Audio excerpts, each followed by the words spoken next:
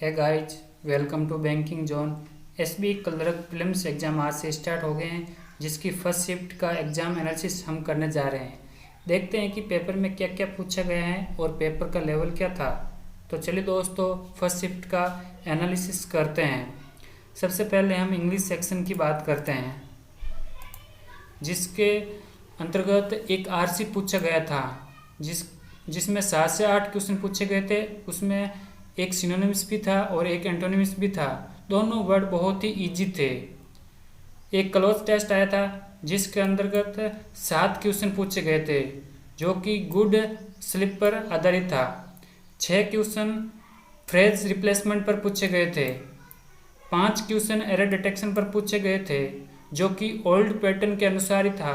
जो SB clerk 2020 में पूछे गए थे एरर डिटेक्शन, वो सेम पैटर्न इस बार भी था। 5 से 6 क्वेश्चन वर्ड रीअरेंजमेंट के पूछे गए थे, जैसे कि ए, बी, सी, डी और ई। ए को सी के साथ या फिर बी को डी की जगह और ई को ए की जगह ऐसे वर्ड शिफ्ट करने थे और उस सेंटेंस को हमें सही बनाना था। नेक्स्ट हम रीजनिंग सेक्शन की बात करते हैं। रीजनिंग सेक्शन में 4 क्वेश्चन सिलोजिम्स के पूछे गए थे, जो कि ओनली ए फ्यू कॉन्सेप्ट पर थे। चारों के चारों question only a few concept पर थे। 3 क्वेश्चन इनइक्वलिटी के पूछे गए, एक तो डायरेक्ट पूछा गया और 2 क्वेश्चन कोमा वाले पूछे गए थे। और 3 क्वेश्चन डायरेक्शन बेस पर थे, जो कि बहुत ही इजी क्वेश्चन थे। एक क्वेश्चन पेयर कंडीशन पर पूछा गया था। आपको एक वर्ड दे दिया गया और उसमें बताना है कि पेयर कितने बनेंगे। 5 क्वेश्चन अल्फा न्यूमेरिकल सीरीज के दिए गए, जो कि मिसलेनियस सीरीज थी, जिसके अंतर्गत डिजिट भी थे, सिंबल्स भी थे और उस पर आधारित 5 क्वेश्चन पूछे गए थे। बहुत ही इजी सीरीज थी। 6 नंबर सर्कुलर अरेंजमेंट था, जिसमें 8 प्रश्न थे। वे सभी की ओर सभी इनसाइड की ओर मुख किए हुए थे और उस पर 5 क्वेश्चन पूछे गए थे। कोई भी दूसरा वेरिएबल नहीं था, सिर्फ और सिर्फ ये सिंगल वेरिएबल थे।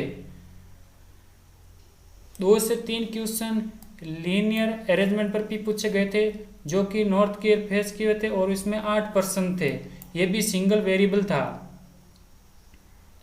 5 क्वेश्चन पैरेलल रो पर पूछे गए थे, जिसके अंतर्गत 12 प्रश्न थे, जो 6 प्रश्न नॉर्थ की ओर दे गए थे और 6 प्रश्न साउथ की ओर दे गए थे। यह भी सिंगल वेरिएबल पर बेस्ड था। बॉक्स बेस्ड पजल भी आई थी, जिसके अंतर्गत 5 क्वेश्चन आए थे और एक वर्ड दे रखा था, उसमें हमको मीनिंगफुल वर्ड ढूंढने थे।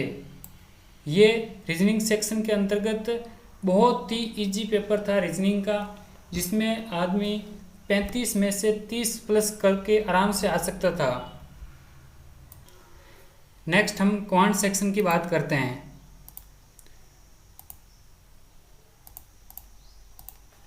क्वांट में 10 क्वेश्चन सिंप्लीफिकेशन के आए थे। बहुत ही इजी क्वेश्चन थे। हर क्वेश्चन 15 से 20 सेकंड के अंतर्गत आराम से हो जाता था। बहुत ही सिंपल क्वेश्चन थे। और 5 क्वेश्चन मिसिंग नंबर सीरीज के थे, जो कि डायरेक्ट पूछे गए थे, जैसे कि मल्टीप्लाई हो किसी का या डिविजिबल हो किसी का या दोनों में डिफरेंस हो। बहुत ही इजी क्वेश्चन थे, जो कि आराम से 15 से 20 सेकंड में एक क्वेश्चन आराम से कर सकता है। और एक डी आई थी बार ग्राफ पर और एक डी आई थी कैसलेट पर, जिसके दोनों के अंतर्गत 5-5 क्वेश्चन थे। और अर्थमेटिक वर्ड प्रॉब्लम के 10 क्वेश्चन आए थे, जिसके अंतर्गत एजेज का भी सवाल आया था, रेशियो का भी सवाल आया था, एवरेज का भी सवाल आया था, ट्रेन का भी आया था, बोर्ड का भी आया था, मिक्सर एंड एलिगेशन का भी आया था and SI and CI partnership के क्वेश्चन आए थे।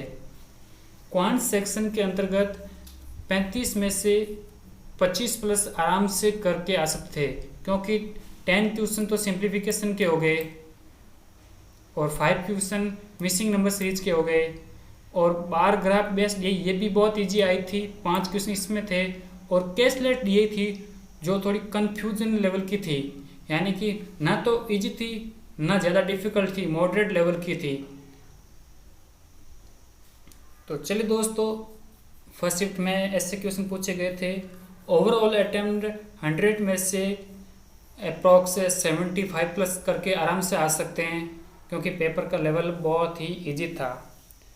तो चलिए दोस्तों, जो कल परसों और अगले दिन एग्ज़ाम है वो अपनी तैयारी कंटिन्यू रखे और डरने की कोई ज़रूरत नहीं है। बहुत ही इजी पेपर आ रहा था, जो सेम 2020 में पूछे गए थे क्वेश्चन वही बेस्ट सेम पेपर आ रहा है, कोई भी नया पैटर्न इंक्लूड नहीं किया गया है।